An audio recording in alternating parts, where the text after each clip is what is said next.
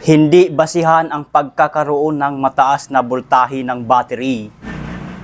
Good day, Kamaster! In this video, magbibigay ako ng tips and advice patungkol dito sa special type na battery. So, meron po tayong battery dito na DIN 66 High. Ang brand sa battery na ito ay Kinspower. Ayan po. Kinspower yan. Auto battery. So, ito ay other brand, hindi siya Motolite. So, ito ay battery ng ating customer. Babae pong may-ari, si ma'am. Nagpapalit na siya kasi daw nag-hard starting na sa kanyang sasakyan na Hilux. Year model 2018. Magto 2 years pa lang daw ito na battery sa kanila. Nahirapan na mag-start daw. So, pagka ganyan po, battery problem. Nung tinister ko, mataas naman ang voltahe, 13 volts. Akala nila malakas pa daw. Pero hindi po yun, hindi po ganun. Kasi hindi po basihan pagkakaroon ng mataas na voltahe ng baterya kasi madaya po ang voltahe ng baterya. So, ang pinakasikreto sa isang baterya, yung tubig niya susukatin, magmamanual po kung may tubig man ang isang baterya. Pero depende po sa isang baterya. May maintenance free po kasi na baterya na wala ng tubig. Katulad na lamang nito, ito ay maintenance free, wala po siyang tubig. Wala siyang bukasan. So, ayan, kung pansinin nyo, wala siya. So, maraming klase po ang maintenance free. May maintenance free po na pag alisin mo itong sticker sa ibabaw, may mga takip siya. Pwedeng mabuksan siya na gamit lang ang pera, piso or 25 centavos. Ito ay wala po. Yun po ang sinasabi kong depende po sa maintenance free na baterya. So, ito, mataas ang voltage. Battery tester natin para makita nyo sa actual. Sa negative at sa positive.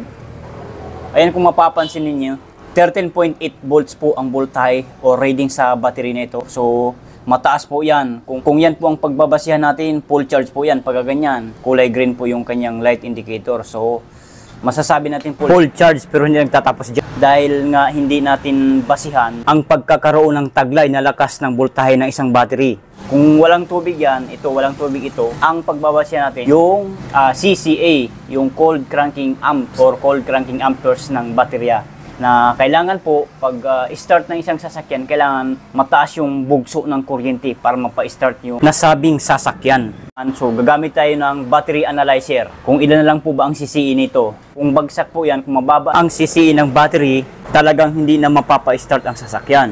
So, gumamit tayo nitong battery analyzer kasi ito lang po ang tanging paraan na malalaman natin kung ano ng status o ilang CCE na ba ang meron sa battery na to. So, ikakabit lamang natin siya dito sa positive polarity ng battery at dito naman sa negative polarity ng isang battery. Ayan. As you can see, Kamaster, ang nakuha nating reading ay 12.9 volts or 12.95 volts. So, yan po ang nakuha nating reading. So, ngayon, i-set up natin siya sa CCA, battery test, regular flooded, CCA. For example, ang capacity sa battery na ito, pagpalagay natin 600 ampere.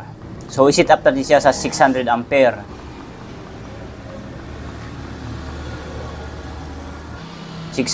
Din. Testing na natin.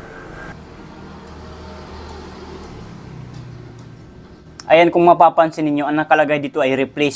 So, sira na po talaga itong battery na ito. Ang healthy niya ay 7% na lang. Charge 98%. 160cc na lang siya, oh. Kung mapapansin niyo naman yan. Internal resistance niya ay 18 na lang po. So, napakababa na po. Replace na po ng kalagay dito. So, hindi na po talaga kayang mapa-start ang sasakyan nito. Kaya pala pinapalitan na ni ma'am.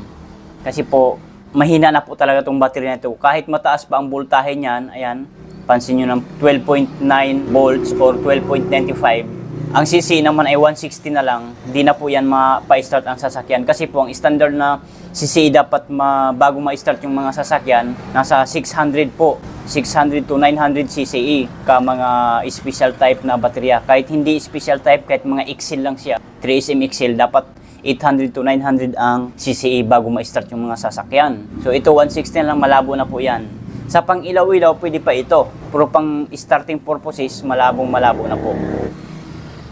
So ngayon, nakita nyo na hindi po talaga basihan sa mataas na voltahe ng isang baterya. Doon tayo tumingin sa CCA, cold cranking amperes, bugso ng kuryente sa battery, kung mataas pa o mababa na.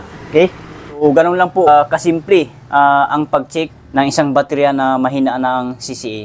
So yun lang, I hope nakatulong. Kung nakatulong ang ating video, please give me a thumbs up. Share nyo na rin sa mga friends, kakilala, kung sa tingin mo na matutulungan ng ating video. And huwag po kalimutan mag-subscribe sa ating YouTube channel, Battery Master TV. Bye!